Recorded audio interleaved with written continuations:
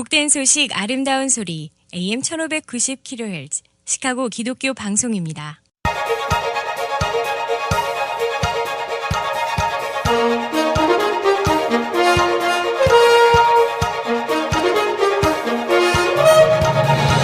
김정일 해설위원의 시사 해설. 세상을 넓게 봅니다. 삶의 지평이 넓어집니다.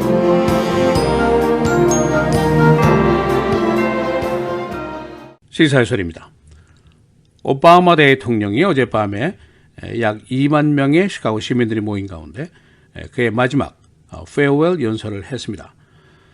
첫 흑인 대통령이고 거의 무명에 가까운 정치인으로 출발해서 2008년, 2012년 두 번의 대선에서 승리를 거두었습니다. 그리고 혹독한 리세션을 겪었고 이라크 전쟁, 아프가니스탄 전쟁, 테러와의 전쟁을 겪은 대통령으로 기록이 되어 있습니다. 어제 환호하는 군중들이 Yes we can 하고 외치자 그가 Yes we did 라고 응답을 했습니다. 그의 고별연설의 골자는 두 가지라고 볼 수가 있습니다. 미국의 장래에 대한 낙관, 희망을 얘기하면서 동시에 미국 민주주의와 국가 단합을 위협하는 사안들에 대한 경고를 보내는 것이었습니다. 그래서 오늘은 어제 매코믹 플레이스에서 있었던 오바마 대통령의 고별 연설, 그 요점을 정리해 보겠습니다. 그는 어제 미국의 장래에 대한 낙관과 희망에 대한 자신감을 피력을 했습니다. 그러나 동시에 극심한 대결의 대선 이후에 표면화된 분열된 미국, 그리고 미국의 인정 문제, 반이민 정서, 소득 불균형 등을 동시에 지적하면서 이런 것들이 미국 민주사회의 구성을 파괴하게 될 것이라는 경고를 했습니다. 오바마 대통령은 우리들 중에서 누가 더 다른 쪽보다 아메리칸이다, more American than others 라고 주장을 한다면 그것은 양자의 관계를 약화시키는 결과를 빚을 것이다 라고 경고했습니다. 오바마 대통령 또한 모든 경제 이슈를 근면한 백인 중산층 그리고 가난한 소수계 이 양자의 투쟁으로 본다면 그것은 모든 부류의 근로자들이 싸움의 결과만 빚게 될 것이라고 경고했습니다. 이걸 풀어서 말한다면 이 사회가 모든 상황들을 가진 자와 못 가진 자 또는 미국적인 자와 비미국적인 자 이런 식으로 이분법으로 분류를 하게 된다면 그것이 복합적인 사회 구성을 해치는 결과를 빚게 될 것이라 그런 경고라고 볼 수가 있습니다. 오바마 대통령은 이념적으로 깊이 양분화된 미국도 그러나 이견을 봉합할 수 있고 피차 이해를 할 수 있는 화합의 방법이 있을 것이라고 믿고 있다고 말했습니다. 오바마 대통령은 그의 후임자인 도널드 트럼프에 대한 지지를 약속을 했지만은 그러나 그는 연설 중에 트럼프의 생각에 대한 반론도 제기를 했습니다. 즉 기후변화 정책에 대한 것, 또 모슬렘 차별 정책, 또 오바마 케어 철폐에 대한 잘못을 지적하기도 했습니다. 그는 반이민 정서에 대해서 이렇게 얘기를 했습니다. 만일 우리가 이민 가정의 자녀들에게 투자하기를 거부한다면 그들이 우리처럼 생기지 않았다는 이유 때문에 그렇게 한다면 그것은 결국 우리 자신의 아이들에 대한 희망을 약화시키는 결과를 빚게 될 것이다. 왜냐하면 이 브라운 색깔의 피부를 가진 아이들이 장차 미국 근로층의 큰 부분을 차지하게 될 것이기 때문이다 라고 설명을 했습니다. 오바마 대통령 또한 공화당의 오바마 케어 폐지 결심에 대해서 반론을 제기했습니다. 만일 누구든지 오바마 케어보다 더 많은 국민을 커버하고 더 적은 비용으로 할 수 있든 공개적으로 지지할 수 있겠다라고 약속을 했습니다. 그의 또 다른 메시지, 민주주의는 무료로 제공되는 것이 아니라는 점을 재차 강조했습니다. 현재 투표율 저조 이런 것을 개탄하면서 민주주의는 시민의 참여가 있어야 가능하다는 점을 다시 한번 강조를 했습니다. 그는 미국은 결코 약하지 않지만은 그러나 자유를 향한 긴 여정에서 얻을 수 있는 것이 항상 보장되어 있는 것은 아니다라고 설명을 했습니다. 그는 또 인정 문제에 대해서 언급을 했는데 내 선거, 내가 당선된 이후에 Post-Racial America라는 용어까지 등장을 했었다는 점을 상기를 시켰습니다. 인종 문제는 지나갔다. 이제 후기 인종 문제의 시도가 돌아왔다라고 얘기를 했고 그 당시에 좋은 의도의 비전이었지만은 그 말은 결코 현실적인 것이 아니었다라고 강조를 했습니다. 인종 문제는 아직도 우리 사회의 엄연한 그리고 매우 분열적인 이슈로 남아있다고 경고를 했습니다. 어제 오바마 대통령의 고별 연설이 있던 날 의회에서는 법무장관 지명자 제프 세션스의 인준청문회가 열리고 있었는데 그는 자신을 중도적인 사고를 가진 사람이다라고 주장을 하고 있지만 대부분의 외부 사람들은 그를 인종차별주의자다라고 보고 있습니다.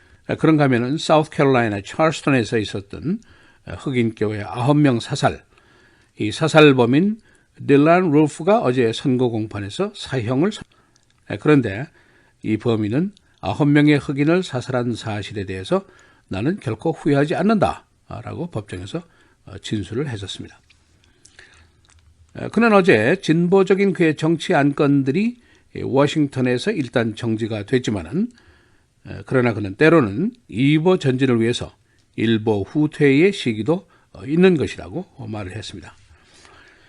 오바마 대통령이 고별 연설을 여러 가지 생각 중에서 결정을 했는데 많은 대통령들이 화이트하우스에 있는 이스트룸에서 고별 연설을 했습니다만은 오바마 대통령은 그의 정치적인 고향인 시카고에서 고별 연설을 하기로 일찌감치 결심을 굳혔습니다. 그의 연설문 수개월 동안 준비가 됐는데 하와이 휴가 중에서도 많은 시간을 할애했던 것으로 측근들이 전하고 있습니다. 대부분의 연설문은 그 자신의 작품이고 그가 연설문을 쓰고 그의 스피치라이터가 손질을 하는 정도로 준비가 됐습니다. 측근들은 그가 연설문 초안만 4번이나 썼다고 전하고 있습니다. 하와이에서 워싱턴 DC로 오는 긴 비행시간 중에도 반복해서 이것을 읽고 교정하고 그리고 다시 연설 전날인 월요일 밤 늦게까지 손을 봤고 심지어는 연설 날짜인 어제 오전까지 단어 하나, 문장 하나까지 자신이 직접 손질을 한 것으로 측근들이 전하고 있습니다. 어제 연설 중에서 가장 큰 박수를 받은 대목은 그의 아내에 대한 감사의 부분이었습니다. 미셸 오바마는 자신의 친구라고 부르면서 눈시울을 붉히기도 했습니다. 그는 또한 조 바이든 부통령을 brother라고 호칭하면서 감사를 표시하기도 했습니다. 연설 도중에 청중들 중에서는 I love you를 외치는 소리 그리고 박수 소리가 계속이 됐습니다. 오바마 대통령 오늘 새벽에 워싱턴 DC로 돌아왔는데 에어포스 1 대통령 전용기의 운항 횟수가 1293회를 기록을 했습니다. 마지막 플라이트였습니다. 그가 오는 1월 20일 대통령 취임식 직후에 워싱턴을 떠날 때는 이 비행기가 에어포스 1이 아니라 스페셜 에어 미션으로 호칭이 바뀌게 됩니다. 시사해설 김재일입니다.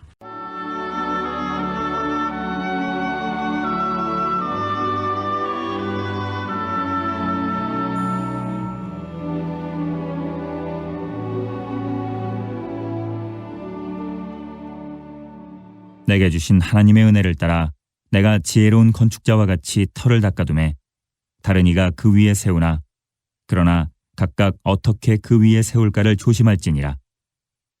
이 닦아둔 것 외에 능히 다른 터를 닦아둘 자가 없으니 이 터는 곧 예수 그리스도라.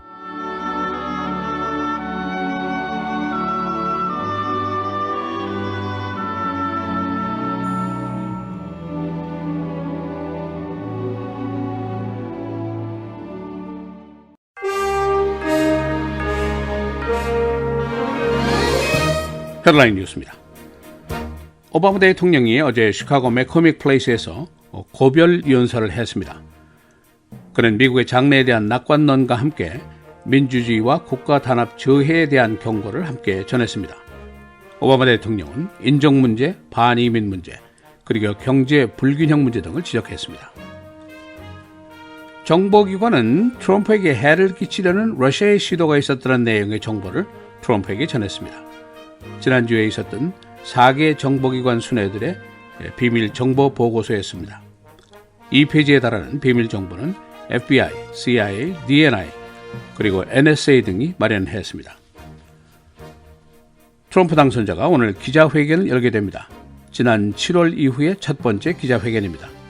그는 당선 후에도 인터뷰와 연설을 통해서만 대중과 접근을 시도해왔습니다. 오늘 회견에서는 강요 인준 문제, 오바마 케어 철폐 등 여러 가지 민감한 문제가 거론될 것으로 예상됩니다. 장관 지명자 상원 청문회가 오늘 이틀째입니다. 오늘 렉스 틸러슨 국무장관 지명자 등 최소한 6명이 청문회에 출두하게 됩니다. 제프 세션스 법무장관 등에 대한 청문회도 오늘 속개됩니다.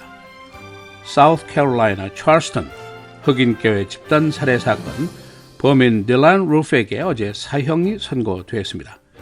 헤이크라임에 대한 첫 번째 사형 선고입니다. 그는 9명의 흑인을 사살한 것에 대해서 후회하지 않는다고 법정에서 진술을 했었습니다. 중국이 항공모함을 타이완 해협으로 보냈습니다. 중국은 2개의 중국을 인정할 수 있다는 트럼프의 발언 이후에 타이완과 긴장 관계를 조성해왔습니다. 타이완은 F-16 전폭기를 이 해역에 발진시켰습니다. 오늘 일리노이 주의회가 첫 출발을 하게 됩니다. 마이클 메리건 의장은 17번째 주의회 의원이 되게 됩니다. 전국 주의회 의원 중에 최장기 복무 기록입니다.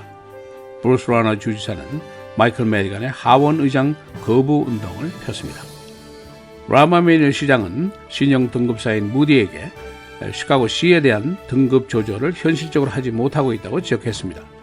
시카고시는 12억 달러를 더 빌리게 되는데 무디사는 시카고의 신용 등급을 정크 등급으로 분류했었습니다.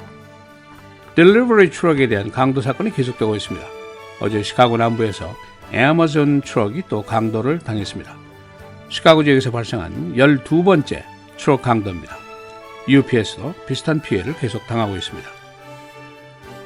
날씨입니다. 오늘 흐리고 비 최고 45도입니다. 목요일 내일 흐리고 33도, 금요일 맑고 흐리고 25도, 토요일 주일 계속해서 흐리고 눈이 내리겠습니다. 토요일에 눈이 내릴 확률은 30%, 주일은 50%입니다. 토요일에 최고 30도, 주일은 36도입니다.